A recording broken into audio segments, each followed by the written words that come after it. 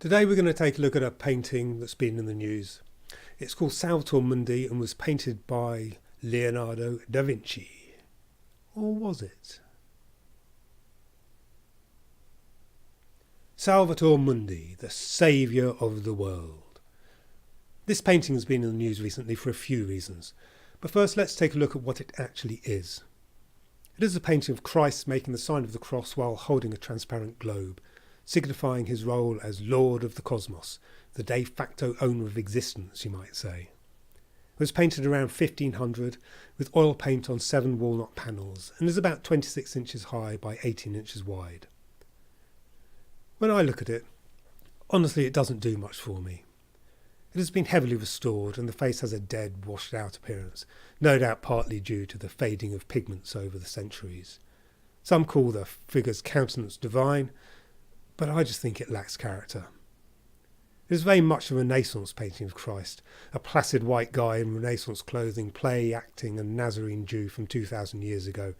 Pretty typical of what you might expect from the period, if you ask me. But who painted it? Well, this is one reason why it has been in the news. When it went on show in London in 2011, the 5 experts trying to decide on its attribution voted 2-1 in favour of it being solely by Leonardo da Vinci, with 2 abstentions, so clear as mud, you might say. The one who voted against was in favour of the idea that it was partly painted by members of da Vinci's studio, with Leonardo himself adding his own finishing touches, which would be very normal for the time. Indeed, it seems to me that it is highly unlikely that da Vinci would have sweated over this painting solely on his own. It just wasn't a thing that happened that much, though we are told that there are some paintings that were entirely by his own hand. He had a studio, many other interests, and I just don't think he would have been bothered. But of course, I am no expert. Those that are, however, will argue forever by examining the brushstrokes, etc. But frankly, I'm not convinced it matters. So why all the fuss? Well, if you can get enough people to say it is absolutely and only by Leonardo da Vinci, its monetary value skyrockets. You see, these arguments are not actually about the painting at all. It's all about the money, and allied to that, fame and celebrity, that of da Vinci himself. If it could be proved beyond any doubt that it was not painted by da Vinci, its value would fall and the attention given to it would diminish likewise. Its value is because of its attribution, not the painting itself. These arguments about an artwork's value being more or less entirely attributable to its authorship can be applied to many works of art. There are plenty of terrible Picassos sold for tens of millions. Bad Van Goghs also fetch huge sums, as do many other works. You see, once an artist is deemed to have become a cultural legend, a master of masters, those with more money than it is morally defensible to have fight each other for the right to own it. The price rises and the status it confers on them grows exponentially. It's all pretty disgusting to my eyes, and conversely, the more money involved, the less its artistic value is considered. This is a case in point. The name Da Vinci evokes legendary mastery status, a mythology of artistic power. You say Da Vinci, and the automatic response is masterpiece, the greatest Renaissance painter. It is almost sacrilegious to say otherwise. There are, however, many better paintings in the world than Salvator Mundi. So why else has it been in the news? Again, it's money.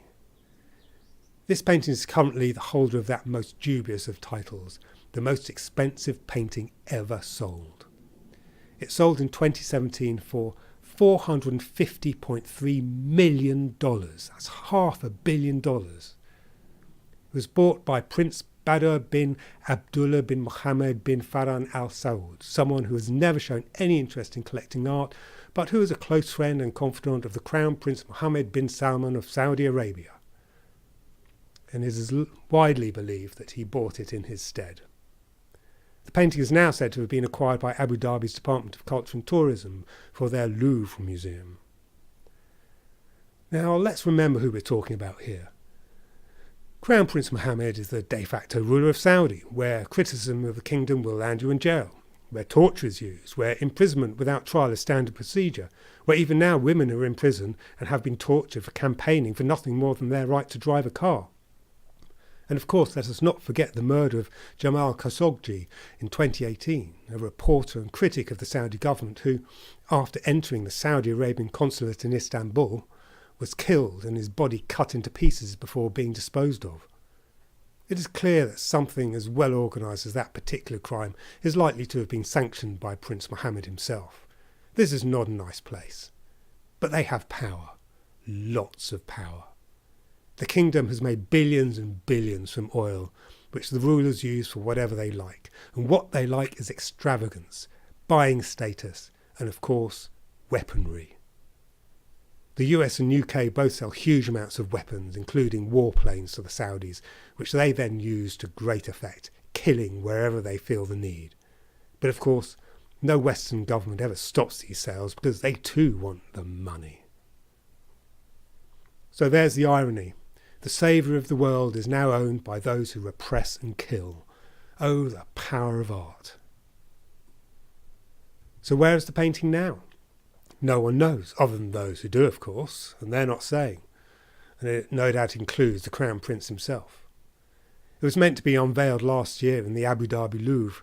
Yes, the Louvre, a name licensed from the Louvre in Paris, because they too want some of the vast Saudi wealth.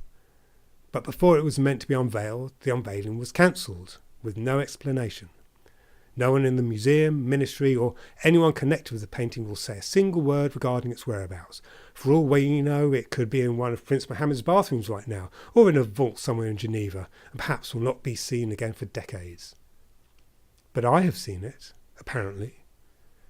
It was on show in that exhibition in London in 2011.